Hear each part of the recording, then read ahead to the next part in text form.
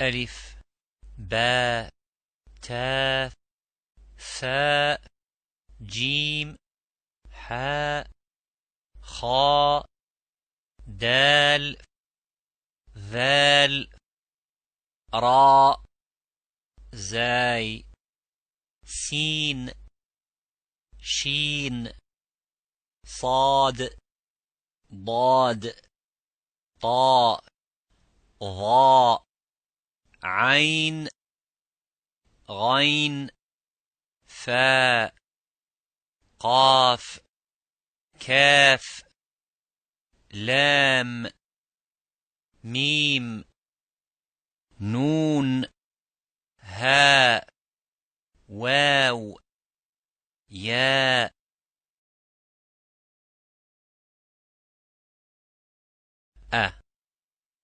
باء تاء ثاء جاء حاء خاء داء ذاء راء زاء ساء شاء صاء ضاء طاء ظاء عاء غاء فاء قاء كاء لاء ماء ناء هاء واء ياء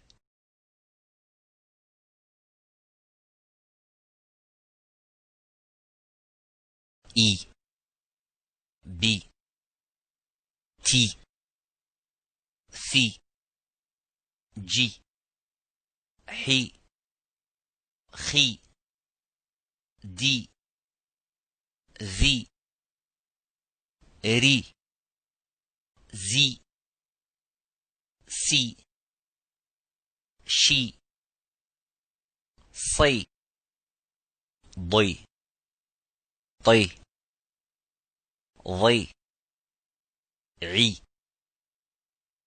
غي في قي كي لي مي ني هي وي يي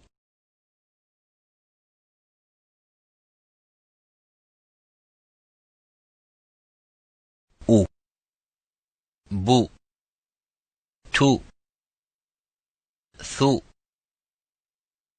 جو حو خو دو ذو رو زو سو شو صو ضو طو ظو عو غو فو قو كو لو مو نو هو وو يو.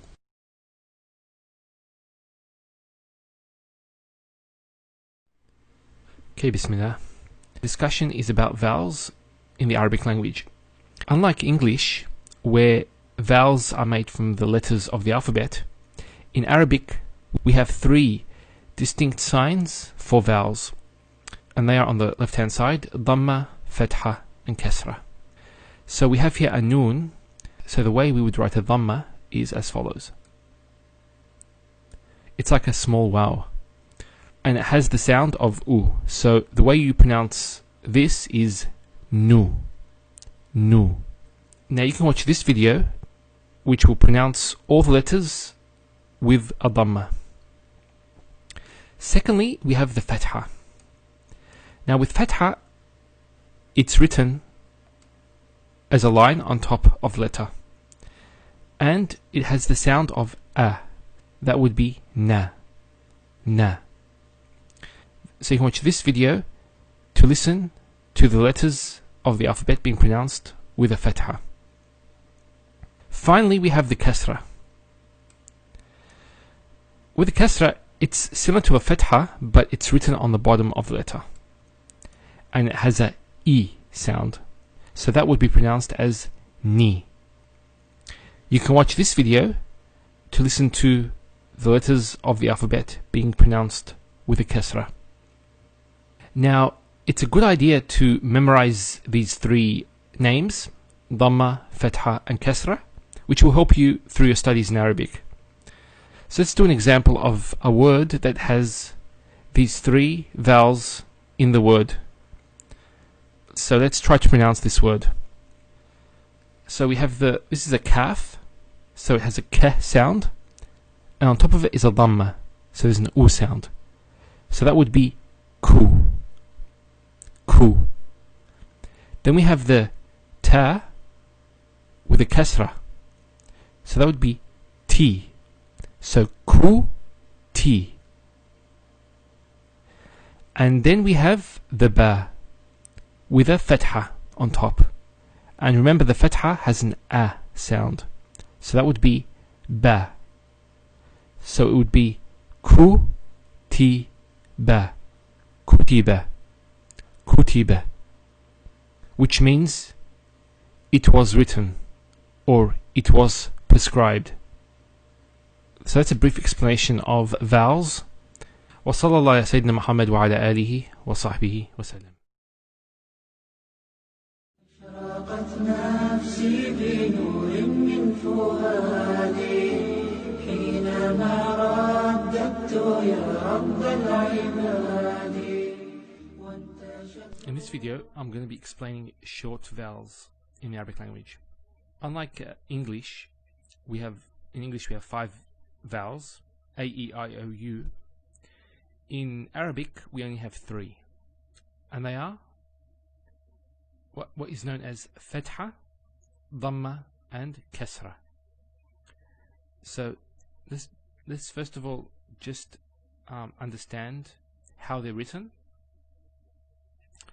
So in front of us we have the letter fa, and when we add vowels in Arabic, it's different to English.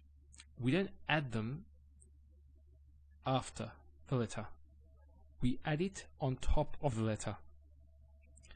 So fatha will be written as follows. It's written with a line on top, like that. Al-dhamma will be as follows. It's like a small wow. And we have the kasra, which is like a fatha but on the bottom.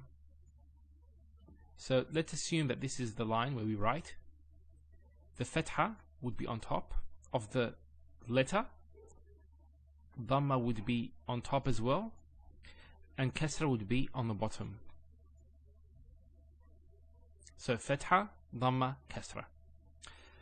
So that's just the terminology, and inshallah we'll find out how they're actually pronounced. So we have the first harakat, which is fatha. Now, for example, when we say the word cat, notice the a sound, a. It's a sound, cat, a. That's the same sound of a fatha. Now, we have here, I've transliterated cat into Arabic. So we have the kaf here, so it makes the same sound, the k sound.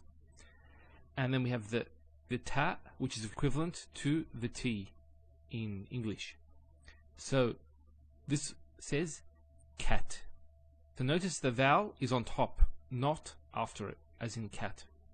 And obviously in English we write from left to right, while in Arabic we write from right to left. So in English, when we read a word, we read it this way.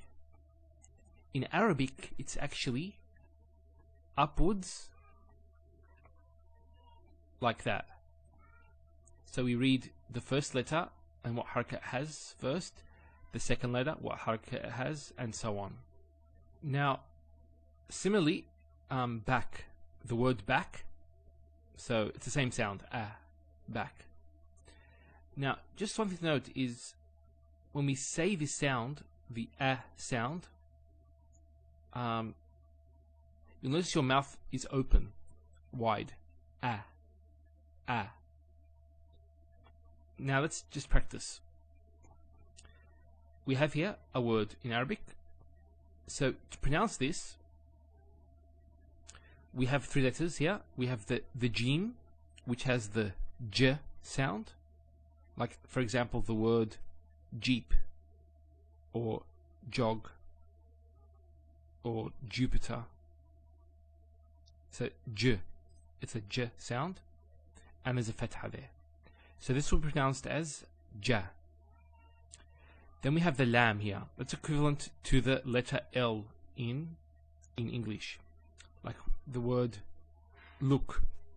To pronounce the lam with the fatha, it's la. So ja, la. And then finally we have the sin. That's equivalent to the S sound in English. So this will be sa. So ja, la, sa. Jalasa. So jalasa means he sat. And notice we don't elongate. There's no elongation of the sound. So we don't say like in, for example, when we say the word car. It's car. It's not car. So this will be one syllable. That's another syllable. And that's another syllable. So there's three syllables. Ja, la, sa. Now here, when we say car, there's an elongation. That's written differently, and we'll explain that later on, inshallah. Just to note, it's a quick sound. So just ja, la, sa, jalasa. Not jalasa or jalasa. No, jalasa. There's no elongation. Okay, we've reached the dhamma now. So it's a small letter waw. What letter does a dhamma make? It's like the word book. Although there's two letters, both of the there's two O's. Although there's two letters here, it's pronounced like a dhamma. Unlike, for example, the word choose. So when we say choose, there's an elongation there. We say choose. We don't say choose. It's not choose. It's not choose. It's choose. So although in English they can actually sound differently, even though they're written the same way, they sound differently. In Arabic we don't have this. So the way it's written is the way it's pronounced. To transliterate this in Arabic would be the following. Here. So this is the ba, and we have the dhamma. And you'll see it's going like this. That's just the way it's written. It doesn't really matter if it's like that or like this. It's the same thing. So just one point note there. That's just the script. That's the way the script is. So that's a ba with a dhamma. Notice when I say dhamma, it's very important. Some people actually they don't say it with a dad. They say it with a dal. So they say dhamma. It's not dhamma. It's dhamma. Maybe non-Arabs will find this hard to pronounce, but that's inshallah as you progress in your Arabic studies, and when you actually learn the rules of pronunciation, you will improve on that, inshallah. We have here the ba with a dhamma, followed by the kaf, which has the k sound. So here it's pronounced as book. This letter alone with the dhamma would be bu. So book. Similarly, we have the word in English put. It's put. So there's a u sound. That represents the sound that a dhamma makes. Put. Now I didn't transliterate that put because actually there's no P sound in classical Arabic. Those in Iraq, for example, they actually use the P sound, but actually it's not in the original in classical Arabic. So usually when you pronounce something with a P, it's represented by the ba, usually. Now let's just practice this. We have a word composed of 3 letters. Both the first 2 letters are actually with a dhamma. There's a sin. So we have, if we break this up, there's a sin with a dhamma. Then there's a ba with a dhamma, and then there's a lam. So to pronounce this has a S sound. So su, bu, and this is the lam, like the letter L. So subul, subul. Now I'm not pronouncing deliberately. I'm deliberately not pronouncing the last haraka on this letter, because when we start going to Arabic grammar, we'll find out that this actually changes. It's the same word. It will be the same word, but the last letter, the haraka or the vowel on the last letter will change depending on the word's function in the sentence. Subul means paths.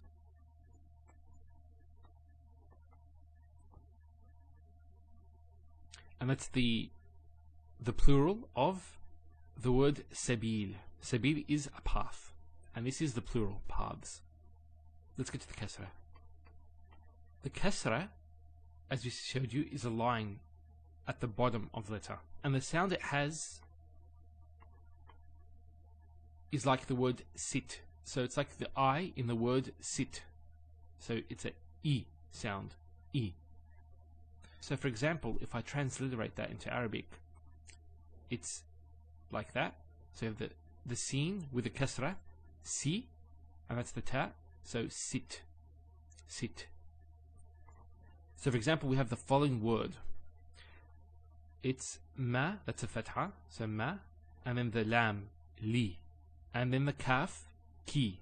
So maliki, maliki.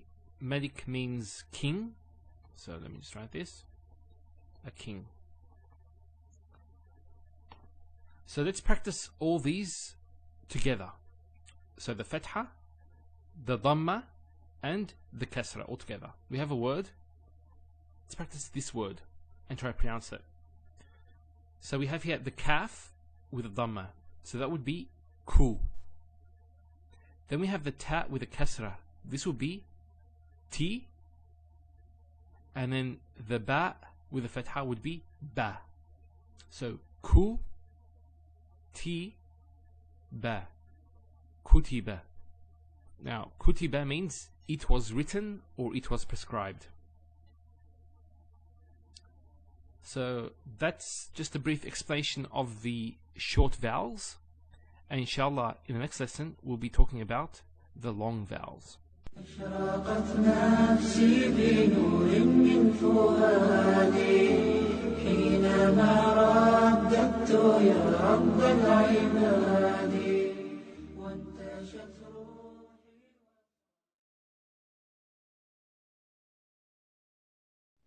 A, I, U, Ba, Bi, Bu, Ta, Ti, Tu, Tha, Fi, Thu, Ja, Ji, Ju, Ha, Hi, Hu, Kha, Khi, Khu, Da, Di, Du, Tha, Thi, Thu, Ra, Ri, Ru, Za, Zi, Zu, Sa, Si, Su, Sha, Shi, Shu, Sa, Si, Su, Da, Di, Du, Ta, Ti, Tu, Tha,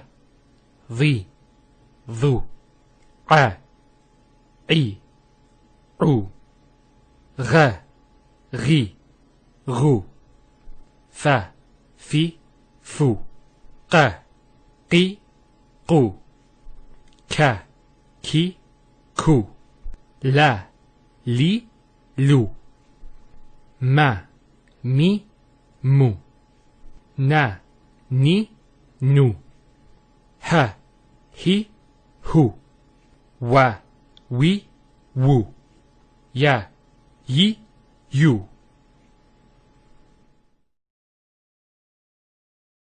Okay, in this lesson we're going to be talking about the lack of a vowel, which in Arabic is known as sukoon. Now here we have letter fa. I want to show you how sukoon is written. Now when we actually represent no vowels, we don't just leave the letter without any marks. Sukoon actually is represented by either like a small circle on top, or with this mark here. So you'll find both used. Now, let's look at some examples. So if you remember the last video, we went through these words and I transliterated the words into Arabic. That's cat, both in Arabic and English. Now here we have a haraka there with the kaf, and then notice there's actually a stop on the letter T. So we say cat. So the T doesn't have any vowel associated with it. It's actually just a stop on the T. So in this case, we would actually put a sukoon there. Cat. If we gave it actually a mark, for example, the fatha, it'd be kata, or katu, or kati. Similarly, the word back. So it's back. So there's a sukoon there as well. And we have the word book. Same thing. Book, there's a sukoon there.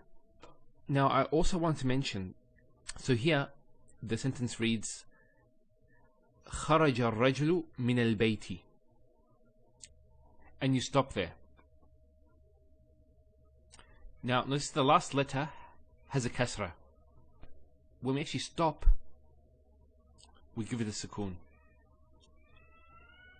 There's no sukoon that's written down, but we pronounce it as if there was a sukoon. For example, in the Quran, this is in Surah Fatiha, اهدنا الصراط المستقيم. It's mustaqima. There's a fatha there, but we don't pronounce that fatha when we stop.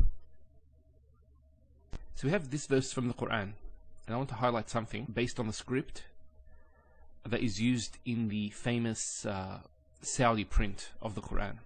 So with this particular script, it uses this sign for sukoon. So that says قل. That's a command. It means to say. قل. So it's written like that.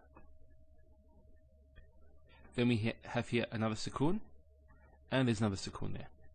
Now one thing to note, if you go a bit further on, we find this. Remember we said that sukoon can also be represented by this sign here, by this circle. This circle in the Mus'haf is not a sukoon. It doesn't represent a sukoon. And you actually find two types of these circles. One of them is like a normal circle, and one of them is more like a long circle, like that. Both of these are used in the Mus'haf to represent tajweed rules. Now, outside of the Quran, you'll find that a sukoon can be represented by an O. وصلى سيدنا محمد وعلى آله وصحبه وسلم. So inshallah, in this lesson, we're going to be speaking about the long vowel. In Arabic, it's called med, which also means elongation. Now in English, we have the following words. The word bad. Notice the elongation of the A sound. We don't say bad, we say bad. Similarly, we have the word feet. We don't say fit, we say feet. There's an elongation of the E sound. And also, the word food. So we don't say food, we say food. So there's the elongation of the U sound, food, not food. Now if I transliterate this into Arabic, I get the following. So we have bad, feet, and food. In the first example, bad, it's the A sound that's being elongated. And that's denoted by this fatha here, which has the A sound, followed by the alif. And that's where we get the A sound, the elongation there, the long vowel. Similarly, here we have a kasra, and then following it is the ya. So it's a E sound. And finally, we have here a dhamma, followed by the waw. So it's a U sound. So we'll come to know actually that the long vowels are created in these three following ways, which are having a fatha, followed by the alif, a kasra, followed by a ya, and a dhamma, followed by a waw. So they represent the three long vowels. So inshallah we'll go through some words and to see how the long vowels are pronounced. So here are some words. First one here is qala. Notice the elongation of the A sound. Qala. Not qala, qala. So we have the fatha on the qaf, followed by the alif. Next word is jihad. So we have here G, that's the first syllable, and then had, jihad. So you notice here we have a fatha on the ha followed by the alif, and that gives the elongation of the A sound. Next word, Ibrahim. So here, ra. Notice here the ra, fatha, followed by the alif. Once again, it's a long vowel. Ibra. Not ibra. Ibra. Ibra, and then him. Ibrahim. Here the ha has a kasra, followed by the ya. So here there's an elongation of the E sound. It's he. Him. Ibrahim. Similarly, here we have Kareem. Now Kareem is actually a adjective that means one who's generous. So here we have the ra, kasra, followed by the ya. This is the ya here. So Kareem, not Karim. Next word, maghdoob. So maghdoob here has a dhamma on the dad, followed by the waw. So it's an elongation sound. So it's a u sound. So it's maghdoob. And finally, here, qubur. Qubur. So there's the u sound again. They have a ba with the dhamma, followed by the waw. So you can see how the long vowel is formed there. Now there is another mad, which is when two hamzas come together. But I actually thought that it would be more appropriate to mention that when we get to the introduction to grammar, Arabic grammar. Now, just finally, I want to translate these words. So we have qala means he said. Jihad denotes the action of struggling and exerting effort. Ibrahim is the Arabic name for Prophet Abraham, peace be upon him. And as we said, Kareem means one who's generous. Maghdoob denotes somebody who is the object of anger. So one who anger is directed towards. And finally we have the word qubur. Qubur is the plural of the word qabr, which means grave. So qubur means graves. Walhamdulillahi Rabbil Alameen. Bismillah. So this lesson we're going to speak about the double letter. When we have two letters that are the same joined together. Now this joining is called shadda, and it means to join with strength. So if we take the word shadda, what Arabs use for the sign of shadda is the following. It's just that part of the word shadda, which is So if we want to double this letter, what we do is we add the shadda. That's it there. Now, a point to note is that the shadda will always have a vowel mark accompanied with it. Either the fatha, the dhamma, or the kasra. So, for example, we have here 3 scenes with a shadda and the 3 different harakat. So, as you can see, the shadda with a dhamma, the shadda with a kasra, and the shadda with a fatha. One point, the kasra here is usually written under the shadda, or it can actually be written underneath the letter itself. So the actual kasra can go down here as well. But the shadda stays there. The shadda will never be on the bottom. Another point is the shadda can go on any letter, except for the hamza or the alif. So any other letter can accept a shadda. Now let's dissect the shadda on top of these letters. So we said that the shadda represents a doubling of the letter. So here, there's 2 scenes, because the shadda is there. So there's one scene, followed by another scene. Now the first scene will always have a sukoon. And then the second scene will have the actual harakah. Now let's put, for example, a letter before it, because we know that a word cannot start with a sukoon. You can't have a letter with a sukoon starting off a word.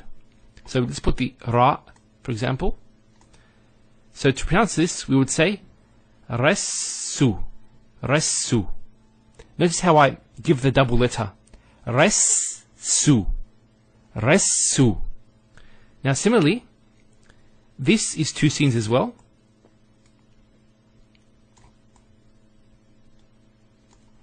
The sukoon is on the first, followed by the kasra on the second. So if you put the ra once again, it would pronounce as rassi, rassi. Notice how I give emphasis to the scene. It's the doubling of the letter. Not resi, rassi. And similarly, the scene with the shadda and fatha is a scene, another scene. There's a sukoon there, and there's a fatha there. So if we put the ra, for example, actually let's change the letter. Let's put the meme. So the meme would be joined to it, and a fatha here. And I assumed that these were fathas as well with the ra as well. So that's why it was rassi and rassu. So here it's massa. This is actually a verb. Massa means to touch. Now, how this verb is actually written is the following. It's a meme followed by a sin, and there's a shadda, and it's massa. So a double letter will not be represented in this way.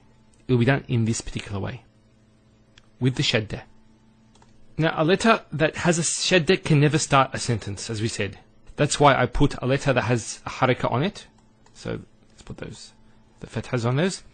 So notice I put those huruf, those letters, in front, because there's no word that starts with a sin, with a sukoon, or any letter that has a sukoon. Let's look at some words with the shadda. So here we have 3 words, actually 4 words, because iyaka actually is made up of 2 different words. We have a particle and a pronoun. So how do we pronounce this? Iyaka. Notice the ya gets a double vowel because of the shadda there. Iyaka. It's not iyaka, iyaka. Also here, al-hajju. It's not al-hajju, it's al-hajju. And here, rabbi. So it's alhamdulillahi rabbil alameen. There's a shadda there. It's not rabbi. So if I want to dissect this, it would be the ra followed by 2 bas. There's the fatha there. The first ba takes a sukun. And the second take, say kasra. So it's Rabbi. So you notice actually that a shadda will always give a new syllable to the word, because the new syllable starts here. It's in between the first and the second letter that has the shadda. So that's briefly about the shadda. Walhamdulillahi Rabbil Alameen. Bismillahir Rahmanir Rahim. Now this is a pronunciation exercise from what we learned so far. So the first one is, it's ba-nu, banu. Next one is bu and nu, so it's bunu. Next one we see has a long vowel, so it's bana, not bana, bana. Next one, there's a sukun there on the vowel, so it's bawna, bawna. Next one is a long vowel as well, it's the u sound, so it's boona, boona. The next is bayna. Then we have beena. This is a long vowel, beena. And finally, it's bayyana. So there's a shadda there. So it can actually be written as follows: the ba, then the ya, followed by another ya, and then finally the noon.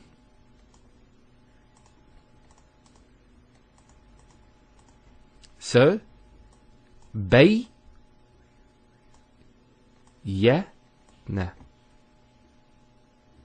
So when there's a shadda, there's a double letter. The first letter has a sukun, and the second has the harakah that it has, which is here the fatha. So, bayyana. Now let's go to the 5 words below. We'll pronounce it and give you the meaning. So the first word is fi. So you notice there's the elongation, the long vowel. Fi means in, and that in could either be physical or abstract. So if we say fil bayt, in the house, or it could be abstract. For example, if I say fi ra'yi, which means in my opinion. Okay, next we have, and you notice here the long vowel as well, rana. And rana is a verb which means to cover in dirt or rust. Next word is kayfa. Kayfa. Kayfa means how. So for example, if you meet somebody and say, kayfa haluka, how are you? Next word, huda. Now this is not actually a ya, it's an alif. It's called an alif maqsura, and it's exactly like an alif, the way it's pronounced. It's like a ya, without the 2 dots. So we say huda. There's the elongation as well, because the fatha followed by an alif. If this wasn't there, it will be huda. But huda with the alif. Finally, we have the verb kassara, which means to smash something into many pieces. It's an intensive form. With verbs, when we have the shadda, the verb involves intensity. And you can actually feel it the way it's pronounced. Kassara instead of kasara. So once again, there's the kaf, followed by 2 scenes, and then the ra. So kas, sukune, sara. Kassara, not kasara. So it's very important with the shadda to give it the double sound. And sometimes people might be a bit too hasty and not give that double letter. My best advice to you is maybe go through the Quran and try to read it and have, for example, a recording of it, a clear recording, and see if you pronounce it exactly the same way. I must warn you, there are many rules that might cause you to be a bit confused. And you might ask, why is it recited in this way? It should be this way. But usually, most words in the Quran will be recited the way that they are written. So we finish the pronunciation. وصلى سيدنا محمد وعلى آله وصحبه وسلم.